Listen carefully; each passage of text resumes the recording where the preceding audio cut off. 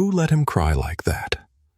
Ethan Caldwell's voice roared through the oak-paneled halls of his Seattle mansion, loud enough to rattle the windows. The cry had sliced through the quiet, and now so had he. Lena Harper froze mid-swipe of a glass coffee table in the living room, her microfiber cloth still damp in her hand. She'd only been working at the Caldwell estate for 6 days, hired to clean the sprawling first floor. No one had mentioned the third floor. In fact, the staff whispered about it like it was haunted. But that sound, a high-pitched, desperate wail that rose again, wasn't something she could ignore. It wasn't hunger or tiredness. It was raw panic, the kind that tore from the soul. "Miss," the head housekeeper called from the foyer, "stay away from the upper floors." Lena didn't reply. She climbed the stairs, heart pounding. At the end of a dim hallway, behind a half-open door, a soft glow flickered from a sensory lamp. A boy, maybe 8, sat curled on a plush rug, rocking hard, slamming his forehead against a wooden shelf. No one was with him, no comfort, just pain in endless rhythm. She hesitated at the doorway. Every instinct screamed to turn back, but something deeper, something tied to memories of her cousin Marcus, held her there. Marcus used to rock like that. Same rhythm, same cries. Lena stepped inside, crouching a few feet away. "Hey, little one," she whispered, voice soft against his sobs. "I'm not gonna touch you, just sitting here." The boy didn't look up, but his rocking slowed. She kept her hands visible, palms open. Then, slowly, she traced a sign across her chest. Safe. A gesture her aunt had taught her to calm Marcus when words didn't work. The boy glanced at her, just a flash, then rocked again. "What are you doing?" A sharp voice cut through. Lena spun. Ethan Caldwell stood in the doorway, a towering figure in a crisp navy suit, his face a mix of fury and shock. He clutched a phone in one hand, the other gripping the doorframe. "I'm sorry, sir," Lena said, standing quickly. "I heard him crying." "Who said you could be here?" "No one. I thought he was in danger. Step away from my son." Her shoulders stiffened, but she stepped aside. Ethan strode toward the boy, but when he tried to lift him, the child screamed louder, kicking, arms flailing in a full meltdown. Ethan froze, stunned. "What's wrong with him? Why does he—" "May I?" Lena asked, stepping forward. Ethan didn't stop her. She knelt, reached out, and the boy's screams softened. He leaned into her, collapsing against her chest, small hands clutching her sweater. He buried his face in her shoulder. The room went still. If this moment tugs at your heart, give Lena a nod. She didn't save him with words, but with quiet care. Drop a comment. Where are you listening from? You might not be alone in feeling this warmth right now. Ethan stared, jaw slack. "How? What did you do?" "Nothing, sir," Lena said softly. "I listened and signed. You know sign language?" "A little." "My cousin Marcus. He's nonverbal, autistic. This helped him." Ethan's stance softened, his suit suddenly too stiff for the moment. "What's your name?" "Lena Harper. I clean the downstairs. You're not a specialist?" "No, sir. Just a cleaner." He watched her hold his son, natural as breathing. "Can you stay longer today?" Lena nodded, still swaying with the boy. "Yes, sir," she whispered. Ethan turned, walking out slowly. For the first time in years, the house was quiet. No cries, no slammed doors. Just a boy and a stranger, no longer so strange, wrapped in calm. And though Ethan didn't say it, his eyes did. Something had shifted. Something was starting. The sun sank low by the time Lena descended the stairs, her back aching from holding the boy so long. "Noah," Ethan had called him. Noah had fallen asleep in her arms, his face pressed against her shoulder. She'd laid him on a beanbag in his room, covering him with a soft blanket she found in a closet. He didn't stir. The mansion felt heavier now, its high ceilings and polished floors cold despite their shine. She was a cleaner, a temp. She'd crossed a line. She braced for a firing. "Miss Harper," Ethan's voice came, clear and firm. She turned. He stood at the hall's end, arms crossed, expression unreadable. He held a small notebook, the kind used for serious business. Lena straightened. "Yes, sir? My office, please." Her stomach dropped. She followed him through double doors into a sleek office. Glass walls, a view of Puget Sound, a desk of dark cherry wood. He pointed to a chair. "Sit." Lena sat, hands in her lap. Ethan sat across from her, silent for a moment. He tapped a pen on the notebook. "You handled him like you'd done it 100 times. "Not him, sir, just someone like him. My cousin, Marcus. He passed 3 years ago. He was 9.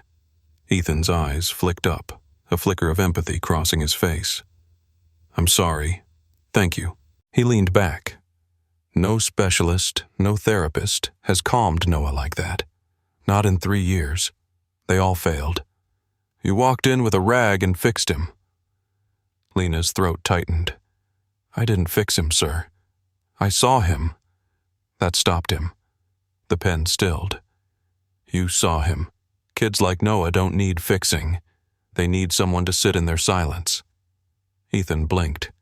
"You sound like you should be doing more than wiping tables." "I needed a job, sir. My aunt's got hospital bills. This pays better than the coffee shop." He closed the notebook. "I have an offer." Lena blinked. "Sir? I need someone who connects with Noah, not another expert with a clipboard. Someone he trusts. I'm not a nanny. I don't want a nanny. I want you." She shook her head. "Sir, with all due respect, I'll triple your pay," he cut in. "Private room in the staff wing, expenses covered, weekends off, health insurance, no more cleaning." Lena's mind raced. That money could mean real care for Aunt Denise. No more rationed pills, no more scraping by. But this wasn't just a job. This was a boy with fragile trust. If she failed, it'd be more than a job lost. It'd be betrayal. "I don't know if I can..." Ethan leaned forward. "I've had experts from Ivy Leagues, nannies from top agencies, counselors charging thousands an hour. None lasted a week. You walked in, said nothing, and my son rested on you. I don't know what that is, but it's rare." Lena swallowed. "It's not magic, sir. It's care. That's rarer." She looked at her chipped nails, thought of Denise, and said, "When do I start?" "Tomorrow. Room's ready tonight." Lena nodded. "Okay, I'll try." They shook hands, her grip small but steady. As she left, her mind spun. She hadn't planned for a live-in job, hadn't told her roommate she was moving. But beneath the chaos, something quiet bloomed. Purpose. Next morning, Lena arrived with a duffel bag and a cardboard box. The housekeeper, Mrs. Ellis, led her to a cozy room in the staff wing, overlooking a small courtyard. "Mr. Caldwell had it prepped last night," Mrs. Ellis said, handing her a keycard. "Said you're special." "I'm just helping," Lena replied. Mrs. Ellis smirked. "He doesn't give rooms to helpers." Lena unpacked fast. Jeans, sweaters, a photo of Denise and Marcus on the nightstand. By 9 a.m., she stood outside Noah's room. He was awake, sorting plastic stars into piles, yellow, blue. "Morning, Noah," she said softly. He didn't look up but paused. She sat a few feet away, cross-legged, quiet. After a moment, he nudged a blue star toward her. "Thanks," she said, pushing a yellow one back. A silent game began. Hours passed in rhythm, stars, soft hums of old soul tunes. Noah didn't flinch at her voice. He even leaned closer like a moth to a flame. Ethan watched from the doorway, silent. Something about Lena's stillness, her refusal to force anything, stirred him in a way he couldn't name. Not yet. Lena stood by Noah's window, watching rain streak across the Seattle skyline. The day had been calm. No meltdowns, no chaos. Noah hadn't spoken, but he'd let her sit closer, hadn't pulled away when she hummed. He'd even brushed her sleeve when she reached for a puzzle piece. That small touch felt holy. Footsteps approached. Ethan entered, not in a suit, but a sweater and jeans, his face softer. How was he today? Peaceful, Lena said, smiling faintly. No outbursts. He was steady. Ethan stepped closer, watching Noah, now sprawled on the rug, lining up toy boats. I don't know what you're doing, but it's working. No trick, Mr. Caldwell. Just time and letting him lead. Ethan nodded, like he was deciphering a code. He used to love boats, he said suddenly. My wife, Sarah, took him to the marina every weekend. Lena's gaze shifted to him. He looked out the window, eyes distant.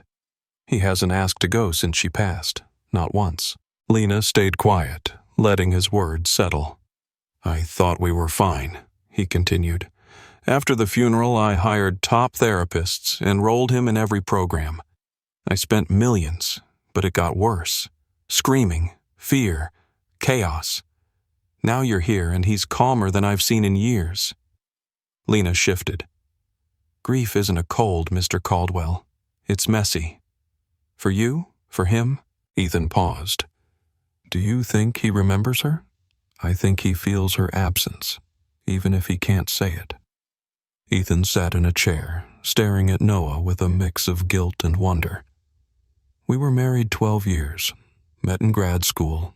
I was all plans, she was chaos, sang off-key, danced in the rain, made waffles at 2 a.m. Lena smiled. She sounds like sunshine. She was, he said, voice cracking. Noah looked up, meeting Ethan's eyes. Ethan crouched beside him. Hey, buddy, he said softly. How's the boat? Noah didn't react but didn't pull away. Ethan glanced at Lena. Will he talk again? He's already talking, she said. You just have to hear his language. Ethan nodded, holding Noah's gaze. Later, in her room, Lena picked up a photo of Denise and Marcus. You'd like him, she whispered. He's trying. He's... A knock. Mrs. Ellis stood there with a tray. Roast chicken, mashed potatoes, green beans. Mr. Caldwell says you skipped lunch. He insisted on dinner. Lena blinked. I lost track of time. So did the boy, Mrs. Ellis said. No screams today. Miracle. Lena took the tray. Thank you. Mrs. Ellis lingered. Be careful. Mr. Caldwell's moods shift like the weather. Lena nodded. I don't expect anything. As she ate, Lena replayed Ethan kneeling by Noah. Raw. Real. What kind of man rules a city but forgets how to hold his son? Next morning, she entered Noah's room at 8 a.m. He was by the window, tracing raindrops on the glass. Morning, Noah, she said, sitting nearby. She pulled out a whiteboard and marker. Let's try something. She drew a tree, a cloud, then handed him the marker. He stared, then drew a wobbly heart. Lena's eyes stung. From the hallway, Ethan watched through a cracked door. Something in him stirred, like a lock turning. That night, he sat in his study, a glass of whiskey untouched. On his desk, Lena's employee file, a background check, a note from her old boss at a Tacoma diner. She's reliable, kind, hears what people don't say. Ethan folded it, leaned back. The silence felt warm, not empty. 3 weeks in, Lena was no longer a guest in the Caldwell home. She was vital. Each morning she entered Noah's room with the same quiet ritual. No rush, just presence. Noah hadn't spoken, but his eyes followed her. He handed her small treasures, a bead, a feather, like secrets.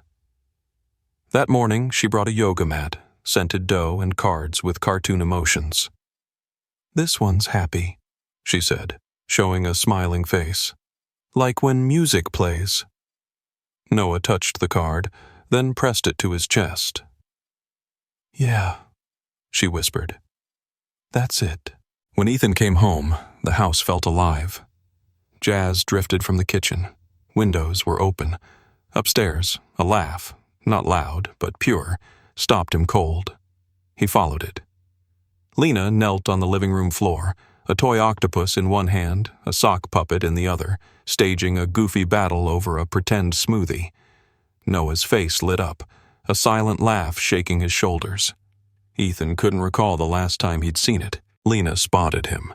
"Mr. Caldwell, I didn't hear you." He stepped in, eyes on Noah. "Was that him laughing?" She nodded. "No sound. But he's close." Ethan crouched. "Hey, buddy." Noah didn't flinch. He touched Ethan's sleeve, then turned back to the toys. Ethan's throat tightened. "He's trusting you," Lena said. Ethan stood. "Thank you." She smiled. "I'm not doing anything you can't." "That's what I can't believe," he said, half laughing. That night, Lena sat in the courtyard, a mug of chamomile tea in hand. Cedar trees swayed in the breeze. She'd feared her time here was temporary, but Ethan now sought her out, not just about Noah, but about music, books, life. She didn't kid herself. He was wealthy, powerful, white. She was none of those, but their talks felt equal, human. The gate creaked. Ethan stood there, holding 2 mugs. "Thought you might want peppermint," he said. She blinked. "That's kind." He sat beside her. "I figured it's this or whiskey, and you don't seem like a whiskey at night type." She laughed. "That'd knock me out." He smiled. "You come out here every night? When I can't sleep?" "Same." They sipped in silence. "I've been meaning to ask," he said. "Your cousin. What happened?" Lena exhaled. "Seizure. Infection got him. He passed in the hospital while I was signing forms." Ethan looked at her. "I'm sorry. Thanks." He was the only one who saw me without wanting anything back. Ethan paused. "Sounds like Noah." "Yeah," she said softly. "You make this look easy," he said. "But I know it's not. I know I'm tough. This house is cold. Noah's needs are heavy." Lena turned. "You're not tough, Mr. Caldwell. You're grieving your way." His eyes met hers. "Call me Ethan." She hesitated. "Okay, Ethan." A breeze rustled the trees. Noah stirred upstairs. "I want to learn," Ethan said. "How to reach him." Lena's pulse quickened. "You're halfway there. I watch you read his cues, know what he needs before he shows it. I don't have that." "You don't need instinct," she said. "Just willingness. He'll teach you if you listen." Ethan looked at her, and the air shifted, subtle, alive. "I want to try." For the first time, Lena saw not the CEO, but a father, raw, ready. Next day, everything changed. Lena led a lesson in the living room. Simple signs. More, stop, love. Ethan joined, awkward but earnest. Noah watched, then mimicked. When Ethan signed more, Noah copied, clumsy but clear. Ethan's eyes welled. He reached for Noah's hand. That night, Lena wrote in her journal, "He's coming back to his son, not as a hero, but as a father learning silence and trust." A knock came. Ethan stood outside, holding a book. "Found this in Sarah's things, about kids with sensory needs. Want to read it together?" She took it. "I'd like that." He added, "Thank you for staying."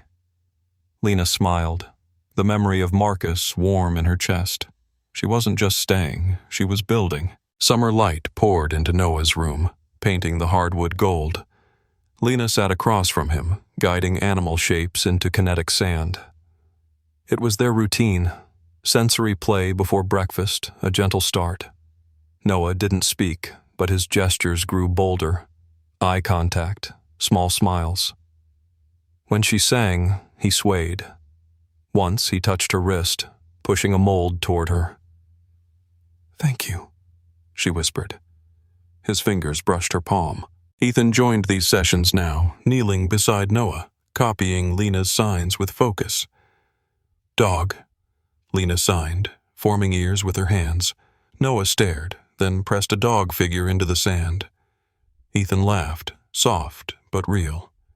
"He's getting it." Lena smiled. "So are you." That afternoon, Ethan invited her to the courtyard after lunch. Noah napped in the den, clutching a stuffed seal. Lena hesitated, then followed past rose bushes to a wooden bench. They walked slowly, Ethan in a polo, collar loose. Noah's therapist called, he said. I waited to see how today went. Is he okay? Lena asked. She says he's trusting again. His behavior's improving. I told her it's you. Lena chuckled. I'm just part of it. Ethan stopped, turning to her. You're the part that matters. Their eyes met, the world narrowing. Before Sarah died, he said, voice rough. She said I was always a step behind, missing what was right there. Lena listened. She handled everything, school, therapies, tantrums. I just paid for it. When she got sick, I tried to control it all, like order could save her. Grief makes us cling to what's steady, Lena said, because what moves might vanish. Ethan nodded, surprised. You speak like someone who's lost someone. I have, she whispered. We all carry echoes. They walked on. Lena touched a lavender sprig. These grew at my aunt's house. She said they bloomed on their own terms, not anyone's schedule. Sounds like Noah, Ethan said. She smiled. It does. That evening, in Ethan's study, they reviewed Sarah's old therapy binder, notes, videos from Noah's early sessions. Sarah's voice narrated a clip, guiding Ethan on signs for eat, sleep, mom. Lena watched as a young Noah signed love to Ethan, Sarah laughing in the background. Ethan in the doorway paled. I forgot that video. She was good with him, Lena said. She was everything, he whispered, and I erased her. Lena stood. You didn't. You were surviving, breaking in silence. Now you're healing. Ethan looked at her. Are you? I think so. Some days more. They stood, Sarah's laughter faint on the screen. Ethan touched Lena's hand. She didn't pull away. That night something shifted, not in words, but in presence. Lena lay awake, heart racing, not from fear, but from belonging. Morning brought cinnamon in the kitchen. Lena, barefoot, flipped French toast, humming Motown. Ethan entered, casual in a t-shirt, pausing to watch. Didn't know breakfast could sound so good. She glanced back. You mean smell? He leaned on the counter. I meant what I said. She slid toast onto a plate. Noah's asleep. Thought I'd surprise him. He likes it crispy. Ethan set out forks. You always get the details. The details hold the heart, she said. He paused, then resumed. This place felt hollow until you filled it. The baby monitor crackled, Noah's whimper, then footsteps. Lena moved, but Ethan touched her wrist. Let me. She watched him go. A man once half gone, now here. He returned, Noah in his arms, clutching a seal. Ethan set him in a booster seat. Good morning, buddy, Lena said, placing toast before him. Noah chewed slowly, Ethan helping with syrup, patient. No rush, just connection. Later, Dr. Rachel Kim, Noah's psychologist, arrived, a sharp-eyed woman who'd known Noah since he was 3. Still smells like money in here, she teased. Ethan smiled. That's changing. Lena offered water, escorting her to the den where Noah stacked blocks. Ethan watched, hands tense. Dr. Kim observed. He's focused, peaceful.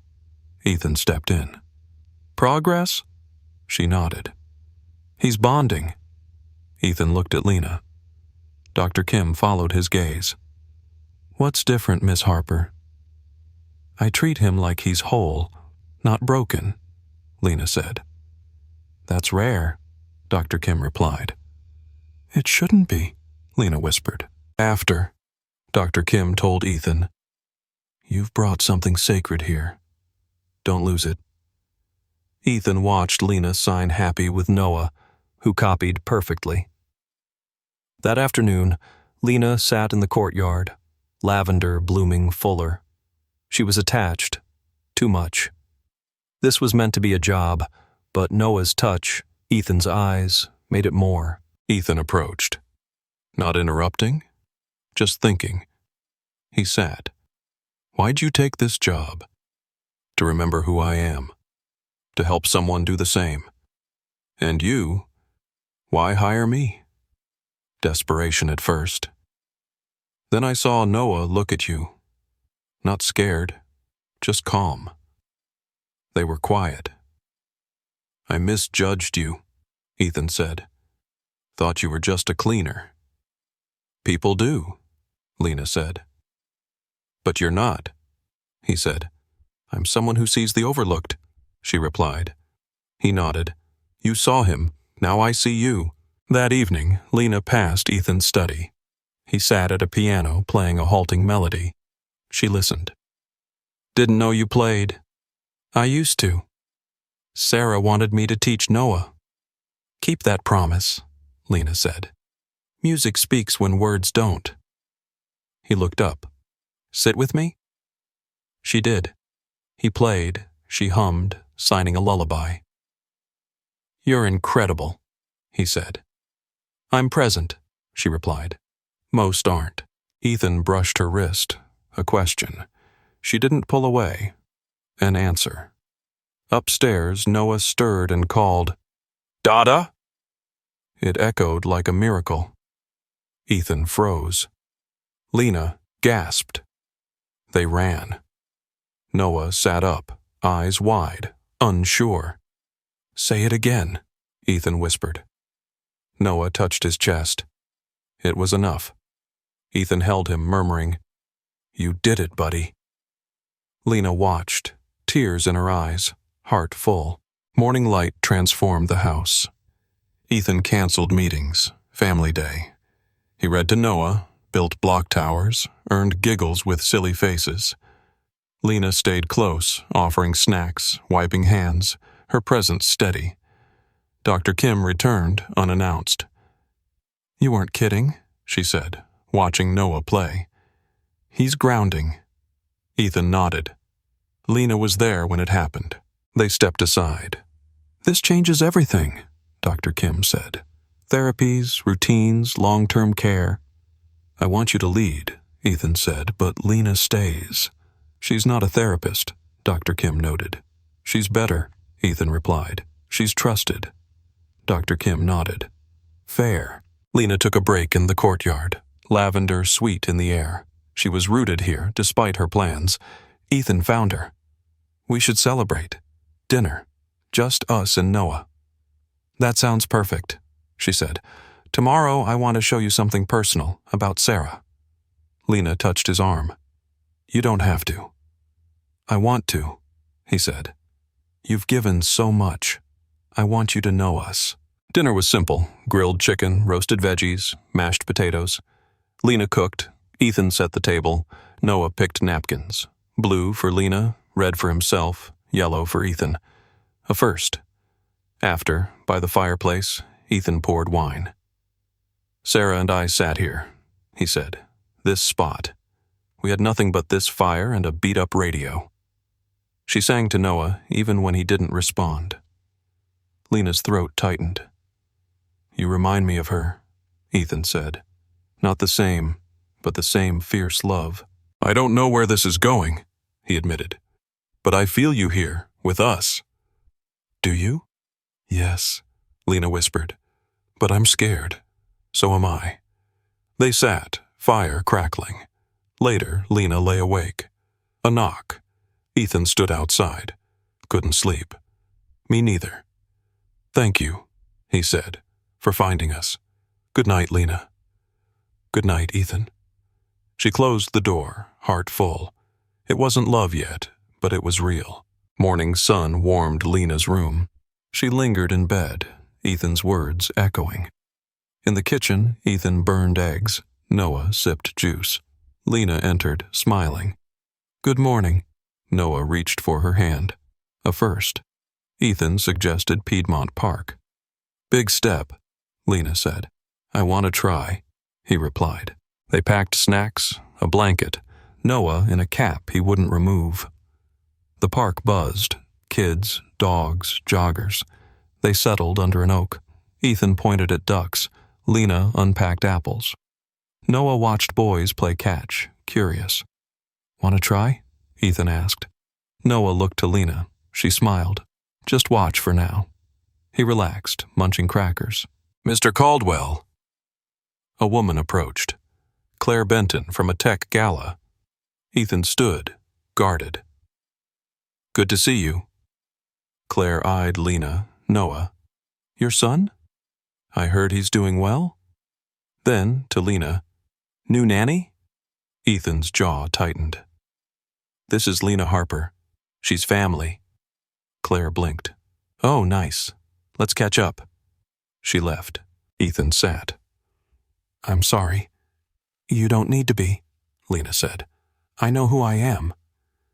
They stayed an hour, Noah collecting pebbles. That evening, Ethan showed Lena a photo album, Sarah's project, filled with Noah's milestones. The last photo, Sarah holding Noah under a cedar, IV in her arm, radiant. 2 weeks before she died, Ethan whispered, "I failed her, shut down." "You were surviving," Lena said. "You're helping me live." He offered her a role, Noah's developmental guide, with training, a plan. "That's generous," she said. "It's necessary," he replied. "I'll do it, but we work together. No distance. Deal." Before she left, he hugged her, not romantic, but deep. A recognition. Lena felt she belonged. A sharp knock woke the house, not gentle, but jarring. Lena was stirring oatmeal when Ethan answered. A man in a suit, clipboard in hand, stood with 2 others. Child Protective Services. "Mr. Caldwell?" "We're here about a neglect report for Noah Caldwell." Ethan's voice was ice, absurd. "Who filed it?" "We can't disclose, sir." Lena stepped forward, Noah in her arms. "He's safe. I'm with him daily.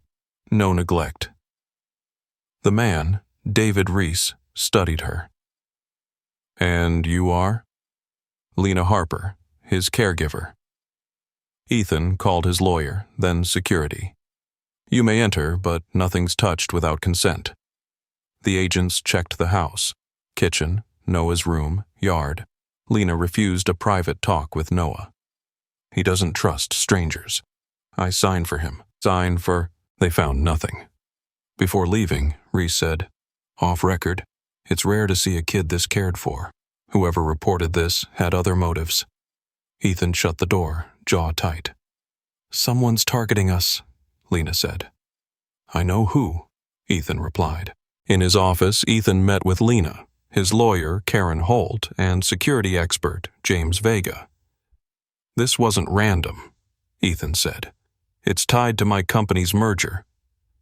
Vega revealed a leak. An ex-assistant, Monica Tate, now working for Apex Systems, engaged to their CFO. She accessed Ethan's calendar. The CPS call was a hit, tied to a lawsuit claiming Ethan's merger used coercion. "They'll dig into you, Lena," Vega warned. "I've got nothing to hide," she said. "Even if she did," Ethan added, "she's family. They filed a countersuit. Defamation, emotional harm, abuse of CPS. News broke. Caldwell Dynamics fights Apex Systems." Lena's phone buzzed, supportive texts, but one anonymous message chilled her. "I know what you are. He'll find out. You don't belong." Ethan saw it, his face darkening. This stops. In the family room, he knelt by Noah, signing safe. "Daddy, love." Lena watched, stunned. He'd been learning. "You're becoming the father he needs," she said. That night, Vega secured the estate. Cameras, drones, alarms. Online, Lena was praised and vilified. Gold digger, manipulator. Ethan stood by her, but the shadows grew. One night, after a cruel article called her the maid who'd be queen, Lena sat on the porch, blanket wrapped. Ethan joined, offering tea. "I thought money fixed everything," he said. "But what matters is fought for. Will it stop? She asked, voice breaking. No, he said, but we'll get stronger. Do you regret me? He took her hand, placed it on his chest. No. You brought me back. The courtroom was cold, cameras flashing. Judge Evelyn Carter, a no-nonsense woman in her 60s, called order. Caldwell Dynamics versus Apex Systems. Lena sat beside Ethan, hands clasped, heart steady. Apex's team, Monica Tate and CFO Ryan Holt, sat smugly. Testimony began. Vega detailed Monica's access, the CPS stunt. Monica's lawyer pressed Lena's role. Vega was clear, she's a caregiver, not corporate. Judge Carter called Lena. Are you ready to testify? Yes, Your Honor. She took the stand, meeting Monica's smirk. Under oath, she told of finding Noah, signing with him, the CPS scare, Noah's fear. Did Mr. Caldwell push you beyond your role? No. I chose to protect Noah. Why would a cleaner overstep? Because he was forgotten, Lena said. I know that feeling. I grew up in foster care, hungry, unseen. I swore I'd never ignore a child's pain. The room hushed. Monica's smirk faded. Judge Carter nodded. Thank you, Miss Harper. Ethan squeezed Lena's hand as she sat. You were incredible, he whispered. Outside, reporters swarmed, softer now. Lena spoke. I did this because Noah needed me to stay. That night, Ethan showed her his will, naming her Noah's guardian. Don't, she said. They're after my soul, he replied. And my soul's in him. You love him. That's enough. The court ruled for Ethan, dismissing Apex's claims. Judge Carter scolded their CPS abuse, praising Lena's moral standard. Monica and Ryan stormed out. Lena's words to the press echoed. I didn't win. I stayed. At home, the quiet was sacred. Noah slept beside Lena, hand in hers. Ethan watched. The word family unspoken but real. Morning brought new calm. Lena made pancakes. Noah signed happy. Ethan joined, tie loose, a TV muted with headlines. Caldwell's hero, the maid who stood tall. They won't stop, Ethan said. We don't need them to, Lena replied. A letter arrived from Judge Carter, nominating Lena for the state's Child Welfare Board. It's bigger than Noah, she realized. That afternoon, they visited a community center for disabled kids. Lena helped a boy sign home, his smile wide. The director offered her a volunteer role. I'd like that, Lena said. That night, she called Aunt Denise, reconnecting after years. I saw you on TV, Denise said. Your mama'd be proud. Tears fell, healing tears. In Noah's room, he whispered, Stay. Lena sat, heart full. Ethan asked her to stay, not as staff, but family. This wasn't about love, he said. It was truth. But love follows truth. Months later, Lena joined advocacy groups, traveled with Ethan and Noah, built school programs. Her story spread. Not a fairy tale, but a call to care. A year on, a photo sat on Ethan's desk. Lena and Noah under a cedar, laughing. Above it, in gold. Family is where storms break. Below, Lena's words. Justice isn't loud. It's showing up and staying.